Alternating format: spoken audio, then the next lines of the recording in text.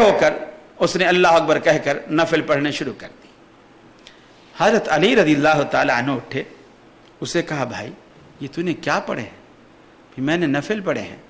کہا مجھے ڈر ہے، ترمذی کی حدیث ہے، کہا مجھے ڈر ہے کہ کہیں یہ نفل تجھے دوزخ میں نہ لے جائیں، کہیں یہ نفل تجھے دوزخ میں نہ لے جائیں، اس لیے کہ محمد رسول اللہ صلی اللہ علیہ وسلم کا جو طرز عمل ہے، آپ عید کے میدان میں آنے کے بعد نہ عید سے پہلے اور نہ عید کے بعد کوئی نفل نہیں پڑھتے تھے۔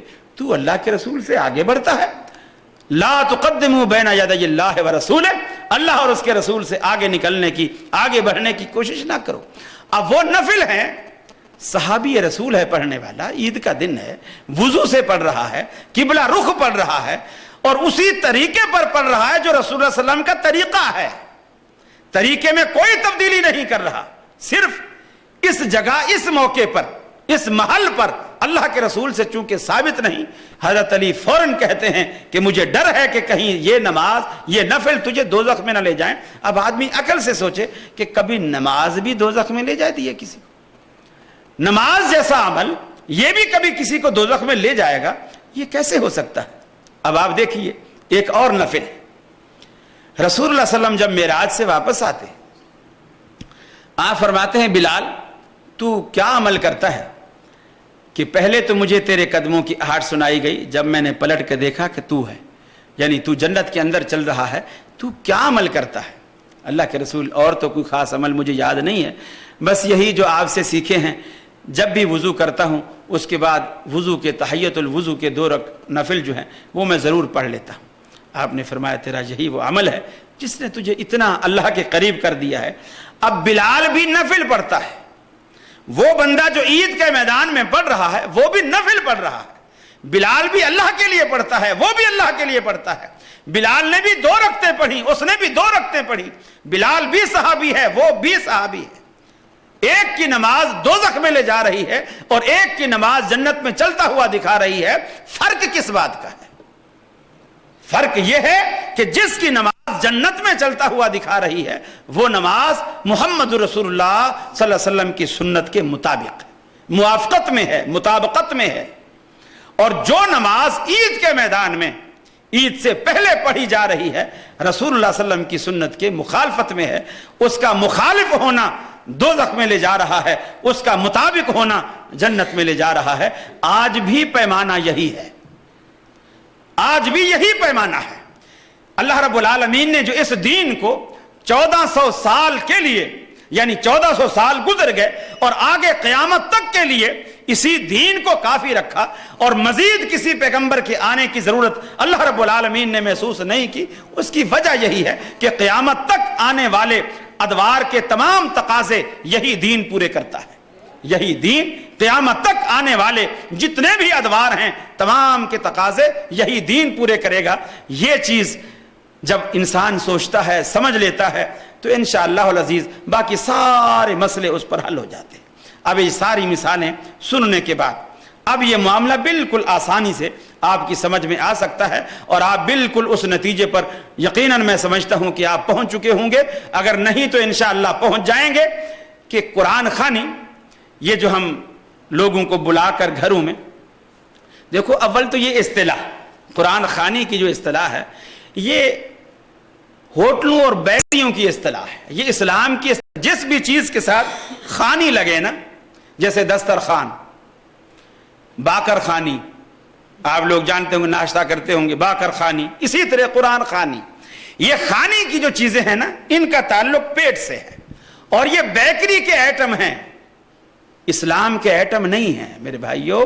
قرآن خوانی بھی بیکری کا ایٹم ہے، اور میں دعوے سے کہتا ہوں آپ کسی بھی بدعت میں سے کھانا نکال دیجئے، کسی بھی بدعت سے کھانا نکال دیجئے، اور اس کے بعد دیکھیے کتنے علماء ہیں جو آپ کو فتویٰ دیں کہ 11ویں بھی کرو، آپ کو فتویٰ دیں ربیع الاول بھی بناؤ، یہ بھی سب کچھ ختم ہو جائے گا یار۔ صبح سے دوپہر تک بندر روڈ پر جلوس نکال کر دھوپ میں ہم کھڑے رہیں، اور پھر دوپہر کو کھانا بھی گھر میں جا کے کھائیں، تو پھر ایسے جلوس کا کیا فائدہ؟ یہ ساری چیزیں خود بخود ختم ہو جائیں گی، خود بخود ختم ہو جائیں گی۔ ہر چیز کی جو اصل انتہا ہے, وہ اس کا نتیجہ ہے, وہ پیٹ پر ہی آ کر کے ختم ہوتا ہے. ہر بات کا نچوڑ پیٹ پر آ کر ختم ہوتا ہے. اور ایسی سچی بات ہے. اب یہ مثال کے طور پر آپ نے مولوی صاحب کے آگے کھانا رکھا, اب وہ ختم شریف, اب اس میں سے اگر خوشبو, جیسے کپڑے میں سے خوشبو آتی, خوشبو آئی, اس کو پتا چلا یہ دار کو لہسن کا بھنگار لگا, اب وہ 3 دفعہ قل واللہ پڑھے گا, ہاں جی ختم ہو گیا لے جا. 3 دفعہ قل واللہ پڑھے گا, اس لیے کہ اندر دال کی خوشبو, اور دال مولویوں کی کوئی مرغوب غذا نہیں ہے. اس کے بعد دوسرے گھر سے دوسرا تھال آیا, وہ بھی ڈھکا ہوا ہے, لیکن اس میں سے تھوڑی سی بروسٹ کی خوشبو آ رہی ہے, تھوڑی سی دیسی گھی کا حلوے کو تڑکا لگا ہوا ہے, وہ خوشبو آ رہی ہے. اب وہ سورہ یاسین, سورہ ملک, سورہ مزمل, یہ اتنی ساری, یعنی جیسی ویرائٹی ویسا قرآن اس کے اوپر پڑھا جائے گا. وہ اس کی جو حیثیت ہے وہ اس کو پوری دی جائے گی. اب اس کے اوپر یہ ساری چیزیں پڑھی جائیں گی, اس کے بعد وہ لے کر جائیں گے اور باقی دیگ میں ڈالیں گے, اس کو ملائیں گے, وہ کریں گے. میرے بھائیو, یہ چیزیں بالکل خرافات ہیں. مجھے اچھی طرح یاد ہے, ہم دیوبندیوں کے ہاں پڑھتے تھے, کسی کے ہاں فوتگی ہوتی, لوگ استاد جی کے پاس آتے اور آ کر کے کہتے استاد جی کوئی طالب علم ہمارے پاس 10-12 طالب علم بھیج دو, ہماری نانی فوت ہو گئی, ہم نے قرآن خوانی کروانی. کوئی آ کے کہتا کہ جی ہماری نانی دادا فوت ہو گئی, ہم نے آیت کریمہ کا ختم کروانا ہے, چلے جاتے تھے. اب مدرسے کا نظام ایسا تھا, آج کل تو ماشاءاللہ ایسا فینسی نظام ہو گیا ہے, باورچی مدارس کے اندر ہوتے ہیں, کھانے پینے کا انتظام اچھا ہوتا ہے. جب اس دور میں ایسا ہوتا تھا, یہ باورچی وغیرہ کا انتظام مدارس میں نہیں ہوتا تھا, بلکہ گھروں والے کھانا بھیجتے تھے, یا طالب علم گھر سے کھانا لے کر آ کر بڑے برتن میں سارا اکٹھا کرتے تھے, استاد جی اسے مکس کرتے تھے, اور مکس کر کے پھر اس کو بچوں کو حصہ بقدر جسہ کے تحت اس کو بانٹتے تھے.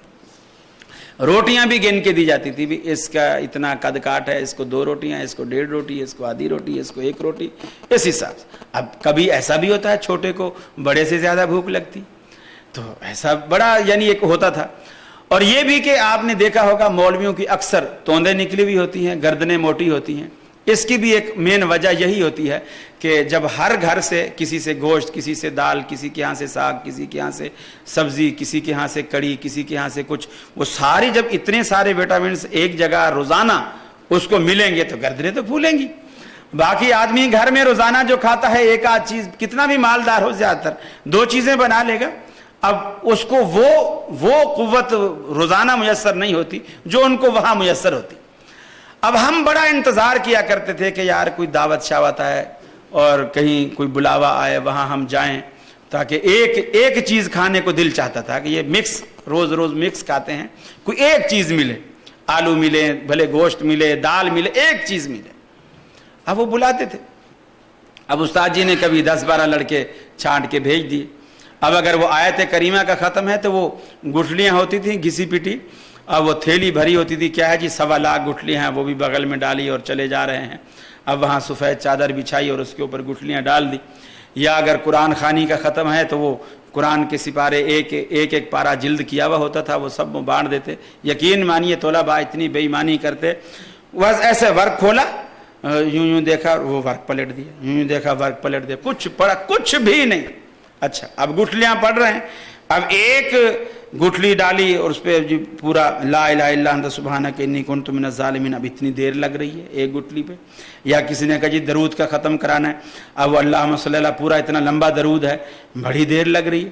اب صبح بیٹھے ہیں 8 بجے سے بیٹھے ہیں, 11 بج گئے ہیں, ابھی تک سمجھو آدھی ڈھیری بھی نہیں. بڑی پریشانی کہ یار یہ تو 4 بج جائیں گے, یہ تو مدرسے سے زیادہ مہنگا کھانا پڑا ہمیں یہاں. تو اب ہم اسے گھر والے سے کہتے ہیں کہ بھائی یار پیاس لگی ہے, تھوڑا سا پانی وانی لا, چونکہ وہ بھی ساتھ بیٹھ کے پڑھتا تھا. اب وہ پانی وانی لینے کے لیے گھر میں چلا گیا. بچے کیا کرتے, ایسے چلو بھرا, اللہم صلی علی محمد, اللہم صلی علی محمد. اب وہ جو ایک گٹھلی اٹھا رہے تھے, اب وہ سارا چلو بھر کے, اب وہ جیسے پانی لے کر آئے, ڈھیری ختم. استاد جی بھی ساتھ, جو ہمارے بڑے مانیٹر ہوتے, کبھی کوئی استاد ساتھ ہوتا, ماشاءاللہ جی بچوں نے بڑی ہمت کی, چلو جی دسترخوان لگاؤ جی, اللہ قبول کرے جی, یہ کرے جی, وہ کرے جی. اس کے بعد وہ کچھ बच्चों की जेब खर्च के तौर पर भी 5 रुपए 2 रुपए 4 रुपए बच्चों को जो खुश करने के लिए वो दे देते थे। यकीन मानिए अगर उन्होंने खाना अच्छा खिलाया होता और पैसे भी ज्यादा दिए होते, हम सारा रास्ता यही दुआ करते, अल्लाह करे इनका कोई और मरे, अल्लाह करे इनका कोई और मरे। मेरे भाइयों, पैसा भी लुटाते हैं, खर्च भी करते हैं और बजाय दुआ के बद दुआ लेते हैं। ये समरा है खिलाफ सुन्नत काम करने का। खिलाफ सुन्नत जब इंसान करता है अल्लाह रब्बुल आलमीन उसको ऐसी सजा देता है। देखिए कुरान मजीद पढ़िए, कुरान मजीद पढ़ने से कोई नहीं रोकता। आप घर में रोजाना कुरान पढ़िए, इसको आप अगर कुरान खानी का नाम देते हैं तो हमें कोई एतराज नहीं। आप रोजाना कुरान घर में पढ़िए, बच्चों से कहिए रोजाना फजर को उठकर कुरान मजीद, फजर की नमाज के बाद कुरान मजीद पढ़े, 1 पारा, आधा पारा, पाव पारा, जितना अल्लाह तौफीक दे उसको रोजाना एक मामूल बना ले। लोगों ने दुकानों पर हाफिज बांधे हुए हैं, यहाँ का तो मुझे पता नहीं, पाकिस्तान में तो बिल्कुल हाफिज जी पर मुकर्रर होता है, वो इस दुकान से निकलेगा उस दुकान में, उस दुकान से, हर दुकान वाला उसको 500-500 रुपया महीना देगा, हर दुकान में रोजाना पारा पढ़ेगा। पता नहीं कितनी दुकानें एक हाफिज ने ले रखी होती हैं। और जब वो हाफिज कराची से पंजाब जा रहा होता है तो वो दुकानें बेच के जाता है, दुकानें भी बिकती हैं। यानी वो मेरे पास जी 15 दुकानें हैं, फी दुकान 1,000 रुपया है, तो आज के बाद जो है ये दुकानें तेरी हो गई, तो मेरे को 15,000 रुपया दे दे, तो ये दुकानें तेरी हो गई। और दुकानदारों को पता ही नहीं होता, बैठे बैठे बिक जाते। तो ये ऐसे सिलसिले बनाए हुए हैं, ये सारे पेट से इनका ताल्लुक है। अब जहां तक ईसाल का ताल्लुक है कि इसके कुरान मजीद पढ़कर, खाने पर पढ़कर, या घर में सिपारे बांटकर वैसे पढ़ाकर, या घिसी पिटी गुठलियों पर कुछ पढ़वाकर हम उसको ईसाल करना चाहें, तो क्या यह मुमकिन है कि उसका सवाब आगे जाता हो? रसूलुल्लाह सल्लल्लाहु अलैहि वसल्लम ने फरमाया, मुस्लिम की रिवायत है, इज़ा मातल इंसान इनक़ता अमलुहु, जब इंसान मर जाता है, दुनिया से रुखसत होता है, उसके अमल के सारे दरवाजे बंद हो जाते हैं, उसके अमल के सारे दरवाजे बंद हो जाते हैं, इल्ला मिन सलास, सिर्फ 3 चीजें हैं जो बाकी रहती हैं। एक फरमाया वलदुन सालिहुन युदआ लहु, एक ऐसा कि उसकी नेक औलाद, अगर नेक बच्चा उसका मौजूद है, वो उसके लिए दुआ करता है, या वो कोई भी नेक अमल करता रहता है, अल्लाह रब्बुल आलमीन उसके वालिद के अकाउंट में उसका अजर डालता रहता है, इसलिए कि उसकी नेक औलाद है और माँ बाप ने उसकी अच्छी तरबियत की थी, उसके सिले में अल्लाह रब्बुल आलमीन उसके अकाउंट में खुद ब खुद नेकियां डालता रहता है। चाहे बच्चा ये कहे कि मैं वालिद के लिए कर रहा हूं या ये ना कहे, वो जो भी नेकी करता है, जो भी चीज अच्छे काम करता है, अल्लाह रब्बुल आलमीन उसके माँ बाप का हिस्सा उसमें रखता है, उनकी अच्छी तरबियत की वजह से। दूसरा फरमाया औ इल्मुन युनतफअ बिही, या ऐसा इल्म, कोई आलिम है, किताबें लिख गया है, तकरीरें कर गया है, ऐसी किताबें छोड़ गया है, ऐसे शागिर्द छोड़ गया है जो उसके बाद लोगों को उसी तरह दीन का इल्म फिर फैला रहे हैं, कुरान की तालीम दे रहे हैं, जो उसने अपने शागिर्दों को दी थी वो शागिर्द आगे दूसरों को दे रहे हैं।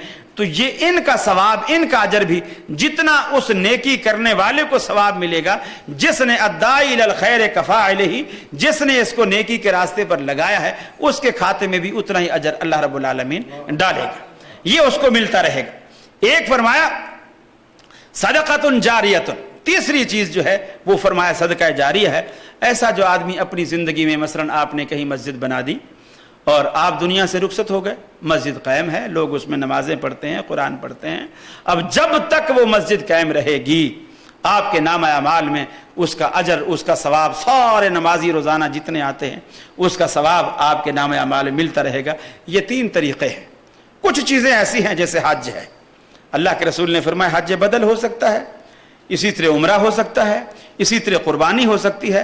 माली सदका आप मरहूमीन की तरफ से, अगर वो शिर्क पर नहीं मरे, अगर वो शिर्क पर नहीं मरे हैं, तौहीद पर मरे हैं, तो आप माली सदका, माली कुर्बानी, माली कोई चीज उनकी तरफ से भी आप मस्जिद बना सकते हैं, वालिदैन की तरफ से मस्जिद में हिस्सा डाल सकते हैं, वालिदैन की तरफ से किसी यतीम को कपड़े पहना सकते हैं, सिर्फ दिल में आप नियत कर लेंगे अल्लाह रब्बुल आलमीन, या किसी भी अजीज की तरफ से आप जिसको भी ईसाल करना चाहें, सवाब पहुंचाना चाहें, तो माली सदका उनके लिए कर सकते हैं। ये बदनी इबादत, कुरान पढ़ के, तस्बीह पढ़ के, नमाज पढ़ के, ये चीजें आप नहीं बख्श सकते, इल्ला ये कि अल्लाह तबारक व तआला के रसूल ने ऐसे वारिस को इजाज़त दी, किसी के रोज़े रहते थे, اس نے کہا اللہ کے رسول وہ فوت ہو گئے، ان کے روزے رہتے ہیں، آپ نے فرمایا تو اس کی طرف سے رکھ لے۔ ایسی صورت اگر ہے تو وہ جائز ہے، باقی بدنی عبادت کا ثواب جہاں اللہ کے رسول سے ثابت نہیں ہے وہاں ایصال کرنا بالکل غلط ہے۔ اللہ رب العالمین کے ہاں اس طرح کا کوئی بندوبست نہیں ہے۔ آپ اس کی اولاد اگر نیک کام کرے گی